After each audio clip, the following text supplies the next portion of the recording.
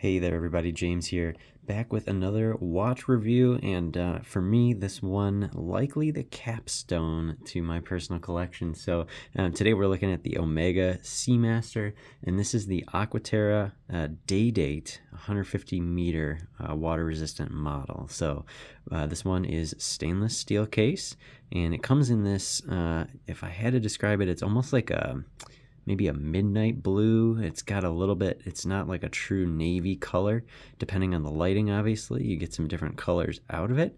But yeah, it's got this nice blue color to it, which is really, really awesome. So the reference here is 231 13 42 22 03 001. So that is the reference on this Omega Aqua Terra.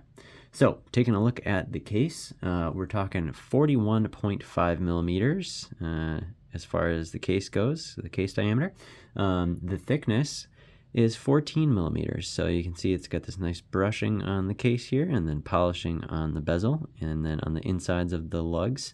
Kind of a unique design here with these like three-part lugs going on. The lug width is 20 millimeters, so that's the spacing on it. And then the lug to lug on this one is 48 millimeters. So not crazy, not a huge watch, fairly wearable. My wrists are about 6 inches in circumference, so I will throw that on in just a second here and show you what that looks like. If we flip it over and look at the back, this is running the Omega Coaxial 8602. So it's got automatic bi-directional winding. We'll take a look at that in a second.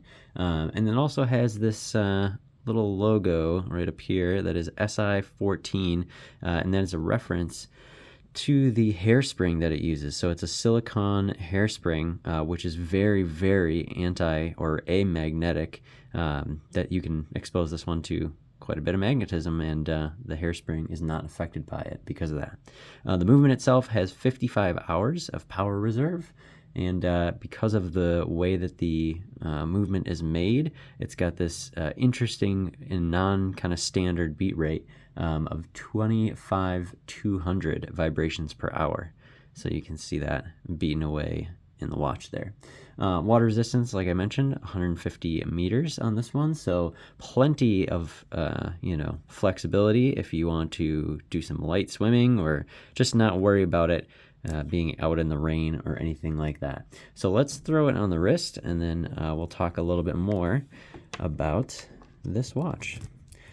So as I have mentioned before in several of my reviews, I am a huge fan of rubber B straps, and it is the same case with this one here. So of course, anytime I have watch, I try to match the strap to the dial, and just whatever's happening on the dial.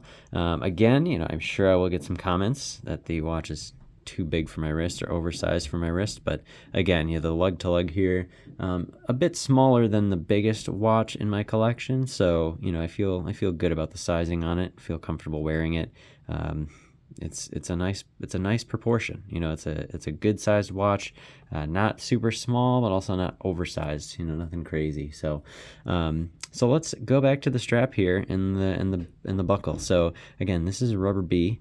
This one is again what they call their swim skin series, and it's basically vulcanized rubber that's made to look like alligator leather, which is really nice. And I thought for this one it was kind of neat because it has a navy blue center, and then it's got this white outside edge here. And the reason that I liked that was because then when you're looking at the dial, it's got that navy blue kind of, it's a little bit of a paler blue than the strap, but it's got that dark blue color, and then the hour markers have that white loom in the middle, and I thought that matched the strap really nicely. Just kind of an overall nice contrast here that's going on. So I really do like it, and once again, the rubber B strap just makes it that much more water resistant and capable of being wet. Now, just to show what you actually do get with this watch, so this is the factory strap here.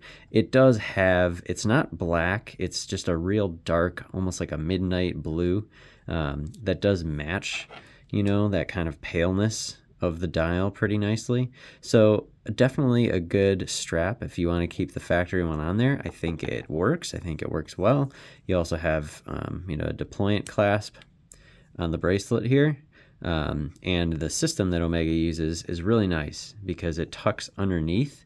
So rather than having the strap, and I can't even get in here now.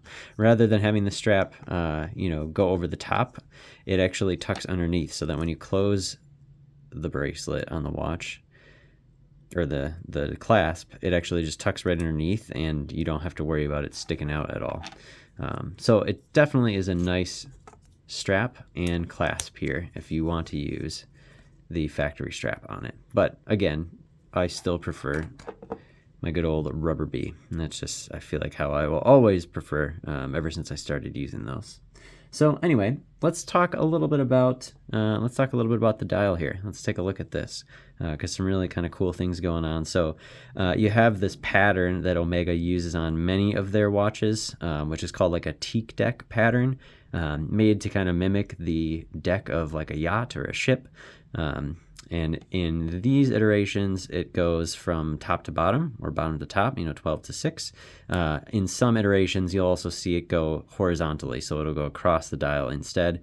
But this one, you know, you can tell is up and down. So on the dial, obviously you got the Omega logo, Seamaster text, coaxial chronometer, 150 meters or 500 feet, again, the water resistance. And then, you know, one of the reasons that I added this is because I didn't have a kind of traditional day date yet in my collection. You saw the DR02 review that I did with the Reuter watch. So if you haven't seen that, take a look at that, because that also has a day and a date on it. But this style, you know, where it's at the top or at the bottom, I really liked. And so that's one of the reasons why I went with this Omega to add it into my collection. So the day on the top, the date on the bottom, you've got the minute track or second track around the outside there with the 5-second increments or 5-minute increments in text there on the dial. You can see it says Swiss made right there on the bottom. And then a couple other things, you know, as far as the hands go, all of these, you know, all of these pieces here on the dial, really, really nicely polished. You've got this like high shine polishing on the sides of the hands. The hands are loomed with this kind of wide style minute hand here, and then the hour hand down below. One other thing to note that's nice, and I believe this is the only watch that I have that has it, is it's got loom on the seconds hand. So you can also see, you know, that the watch is still moving, even in very, very, very low light settings, which is really nice. So I do like that.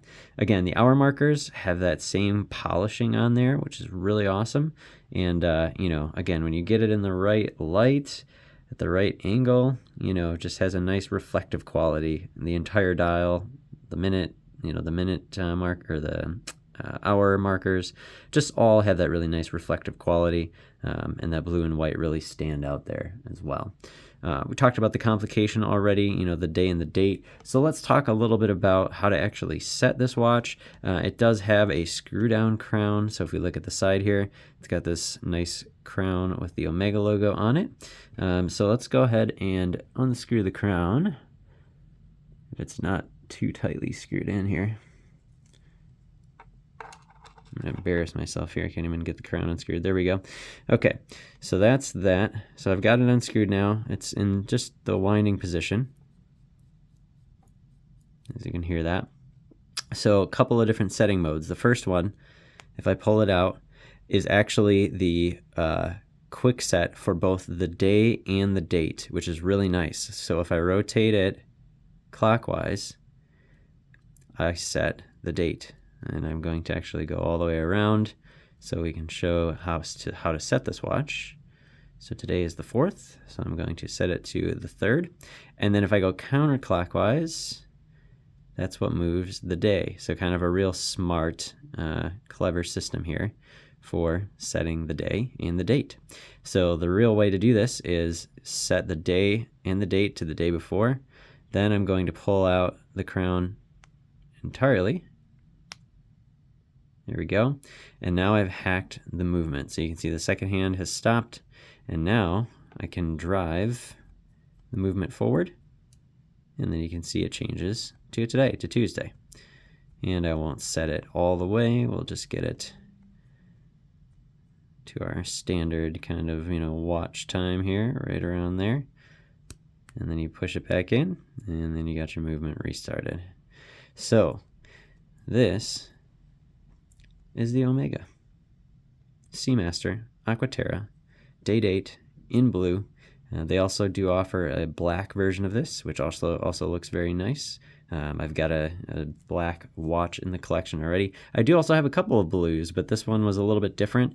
And, like I said, was looking to find the right Omega watch to be kind of the capstone, because it's the only brand that I don't have in the collection.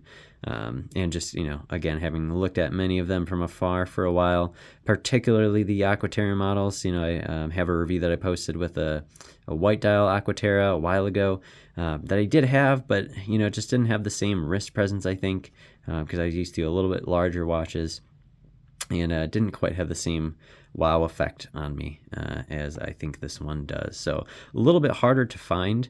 Omega doesn't actually sell this through their website, at least not in the United States. So I had to go to the secondary market for this one, but it's a really, really good quality, really good condition piece. And, they are, like I said, a little bit harder to find. So if you do like this piece, you may have to dig around a little bit, on Chrono24 or some other websites to find one. Because finding it, like I say, through the Omega website, I was not able to do that. I did not find it new available there. So, but in my opinion, very versatile watch. Again, works well with the Rubber B. Just the nice color combo, I think, looks awesome. Again, this whole watch game is really just about buying what you like, buying the brands that you like, and continuing to learn a little bit more as you go here. So I hope that you enjoyed the review. Go ahead and, throw a like down below, comment, subscribe, share the video if you like it.